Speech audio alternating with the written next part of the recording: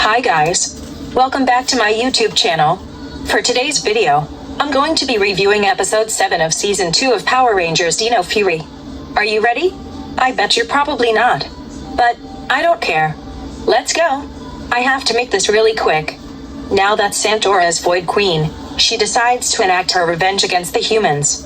Using her telekinetic powers, Santora opens the Sporix machine and unleashes a jack-o'-lantern pumpkin-based Sporix beast named Squash Blight.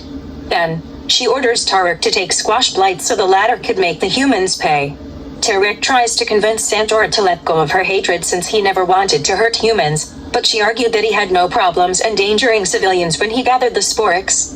Tariq says that he never intended to harm people, and he only needed the Sporix to help her. But Santora isn't unconvinced and tells Tariq to help her make the humans suffer, and then they can leave. Then he reluctantly takes Squash Blight to Pine Ridge, seeing that Santora won't budge. After all, he gets news from his mother that this guy named Professor Drake Floyd is coming to Pine Ridge and Buzz Blast. He basically shuts down all of the stuff Amelia sees each time she talks to the professor. Floyd comes down on Ollie's know-it-all attitude and reveals some truths about what happened at for when he was in school. Everyone hated Ollie due to his attitude, which caused them to push him away, which was why Floyd had to help him with experiments. But Ollie arrogantly brushes that to the side and just believes that the students were jealous of how smart he was. Okay, that sounds kinda true. But also, stupid.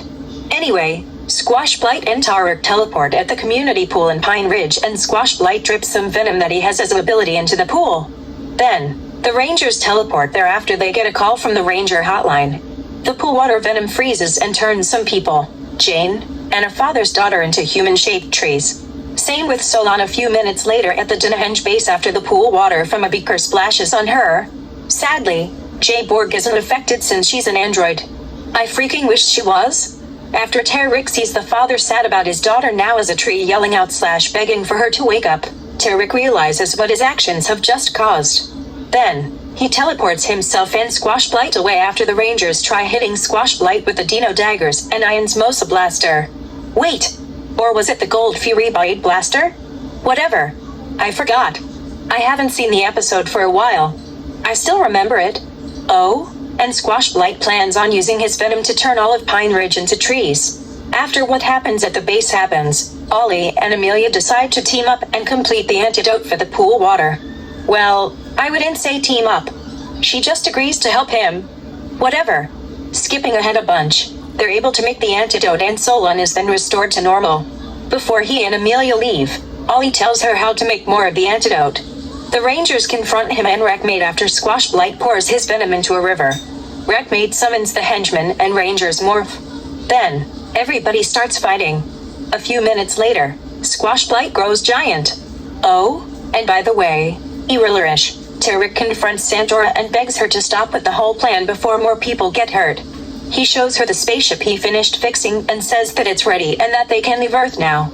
But however, Santora sighs and destroys the spaceship. Then, she blasts Tariq. She basically rejects his offer. After she did that, I think I heard Nuka say oh no. During the fight between the Rangers, Squash Blight, Wreckmate, and the henchmen, Tariq recovers from Santora's attack and says she must be stopped before teleporting away. However, Santora then says he'll regret it.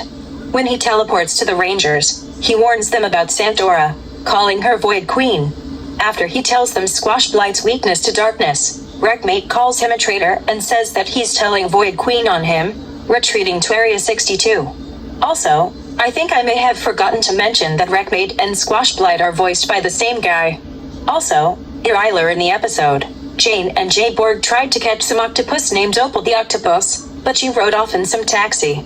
Weirdly, it wasn't revealed what happened to her after that. But I don't care. That scene was stupid. Also, when Professor Floyd was concluding his interview with Amelia at the end of the episode, there's a Power Rangers SPD reference to Space Patrol Delta. Anyway, Tariq leaves a Squab Light unleashes a giant venom cloud to make it rain over the city. Ollie says they can weaken him if they could send Squash Blight into the dark cloud. Going with that idea, Zato summons the Paka Smash and Baby Paka Zords and combines them with the Terra Rex Zord to form the Terra Smash Ultra Zord. But for some stupid reason, Zato and Solon don't really have a reaction to when mentioning the Terra Rex Zord despite it never being seen before until this episode. That pisses me off. But I guess they formed the Zord off screen. Anyway, after a long fight in the clouds, the Terra Smash Ultra Zord kills Squash Blight by doing the Fusion Ultra Punch. The clouds clears up and Squash Blight turns back into a Sporic Cell and Zato collects him. The rest of the Rangers go back to the pool and use the antidote on the victims, restoring them to normal. Back at Buzz Blast, Zato can't understand why Terrik would help them after sending Sporix beasts to fight against. Javi just wonders who voiced Queen is. Meanwhile, Amelia finishes her interview with Professor Drake Floyd as Ollie tells the professor he was right about his know-it-all attitude. Ollie thanks Floyd for being honest and apologizes for his rude attitude when he was his student. Floyd forgives Ollie as he leaves, and the latter apologizes to Amelia for all the times he was rude to her about her supernatural beliefs. Amelia accepts the apology but tells Ollie that he will help her look for any paranormal activity that comes up. Instead of being a jerk about it, Ollie sincerely accepts it, and the episode ends. This episode was actually pretty good. But I don't like how the writers and producers did the whole Void Knight becoming good thing. I'll explain it for when I review episode 9. You won't hear me talk about why for when I review episode 8. All I can say is for right now is that it would have made more sense to do what happened in Re Solider. What happened with their version of Void Knight / Terrik was an 8-episode story arc for this show. It's just 3. Also, I was expecting for the Green Ranger to use the Smash Dino key and Smash Battle Armor to fight Void Knight. That didn't even happen in this episode, and that made me disappointed because none of what's going on in this episode is similar-ish to what happened in Sentai. I was expecting a fight between them to happen in episode 6 too. For like if she used the Hyper Dino key and Hyper Boost sleeve. Whatever. Also, I like how Amelia and Ollie are finally actually starting to put an end to their little rivalry about Ghost becoming real or not. In fact, I think they're starting to become a couple. That's cool. Dang it, I need to become a couple with somebody soon. Oh? Well, okay. Anyway, I think I better end the video here. If you're new to my channel, make sure to hit the like button.